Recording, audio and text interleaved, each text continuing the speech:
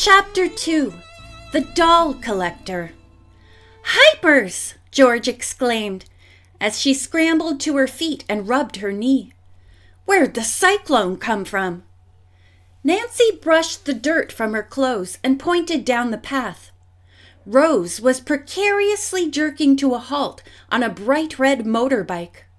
"There's our culprit." The young girl hopped off the vehicle and skipped toward them. "Jiminy crickets! When you get up speed on that thing, it's hard to stop," she explained, then added, "I'm sorry if I hurt you."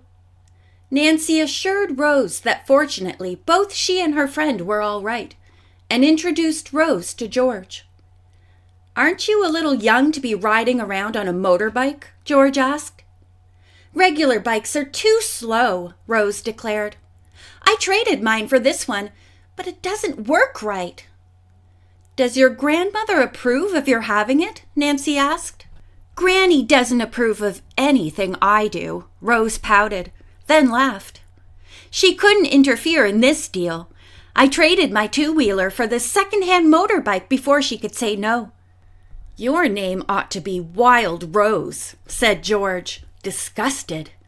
Rose frowned. "You're a meanie. You're a girl and they call you George." "Have you a license for the motorbike?" George asked her.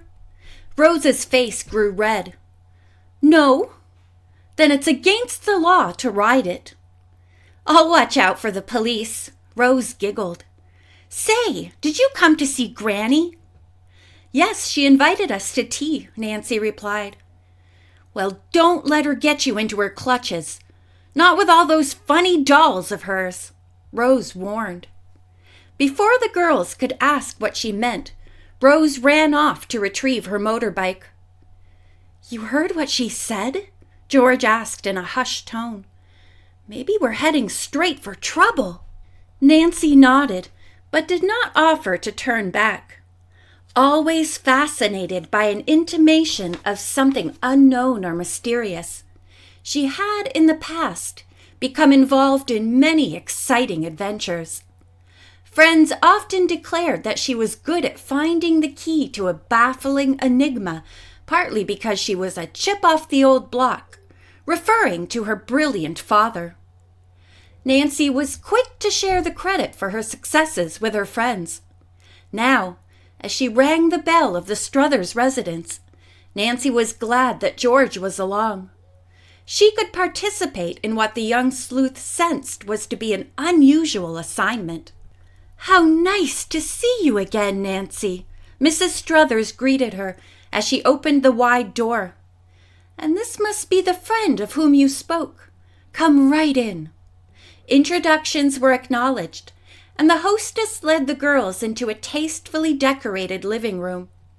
Several bowls of flowers were attractively arranged, and a silver tea service had been set out on a low, carved antique table. Although eager to hear about the mystery Mrs. Struthers had mentioned the evening before, Nancy restrained herself from bringing up the subject.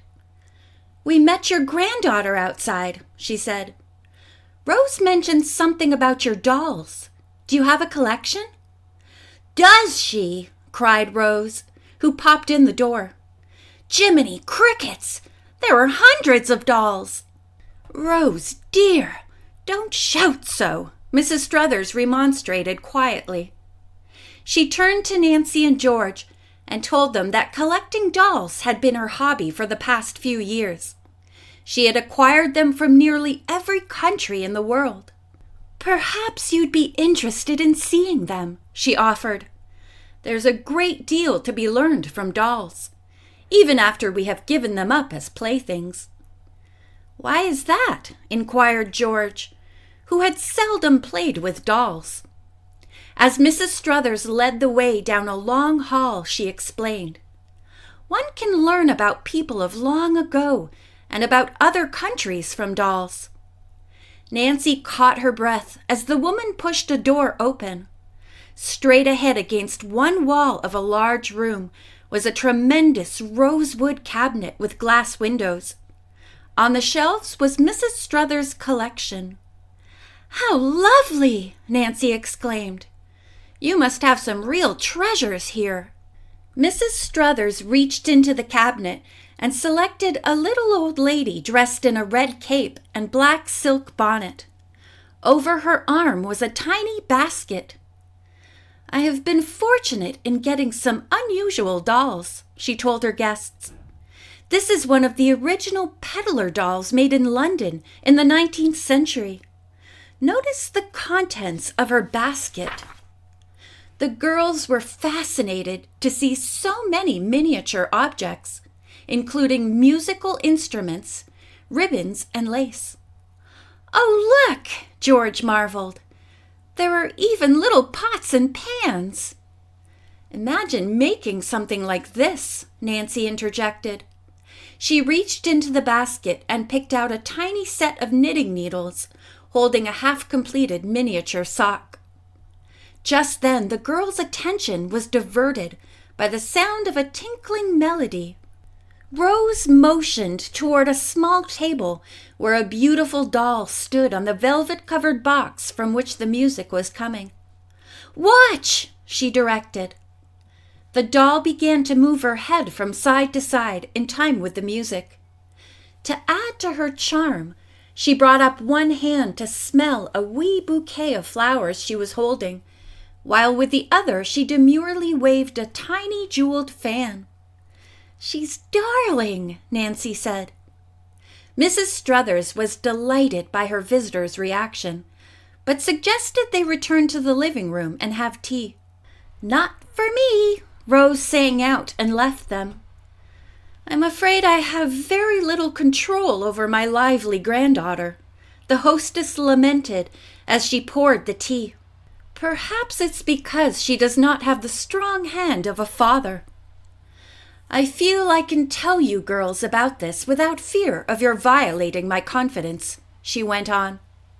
"Rose's father was a Spanish gypsy and a talented violinist. He gave many concerts in this country. My daughter became entranced with him and his exquisite playing. Against Mr. Struthers and my wishes, she left home to marry him."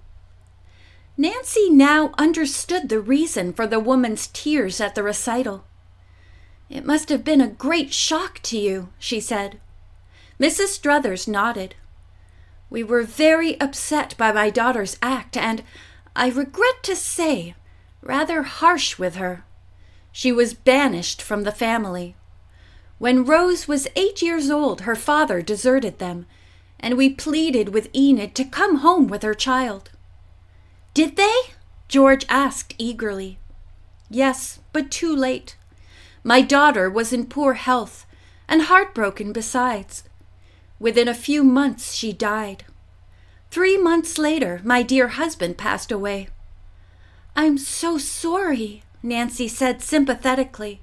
"Rose is now my problem," the woman confessed. "She is not aware of her background, for her parents did not live with the tribe and never told her. Naturally, I have never breathed the truth. My granddaughter is very headstrong. She doesn't study in school and runs off whenever it suits her fancy. If I leave her with adults or other children, she disgraces me by the things she says and does." "Perhaps if you took Rose away for a year," Nancy suggested, but Mrs. Struthers shook her head. "We did travel abroad for many months, but that only seemed to arouse wanderlust and a desire for freedom in her. Personally, I enjoy traveling, and it gives me an opportunity to collect dolls. This means a great deal to me. I have been searching for one particular doll. Now I must stop, but I want you to continue the search. You will be given money to do it. I shall not be satisfied until I find the doll." "Is it a rare one?" Nancy asked, intrigued by the assignment. "Yes, the doll is connected with Rose's past. If I tell you my secret, you must never repeat it to her." Nancy and George said they would respect the woman's wishes. "When my beloved daughter lay on her deathbed, she talked half deliriously about a doll. Almost her last words were, The doll! It's gone! Oh, Mother, you must find it for Rose."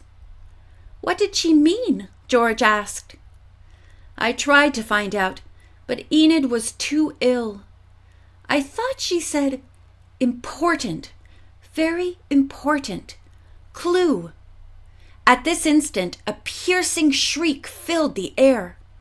Nancy was on her feet immediately and ran outside in the direction of the sound. George and Mrs. Struthers followed.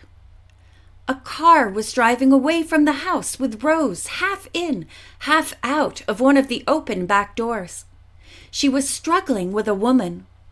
End of chapter 2.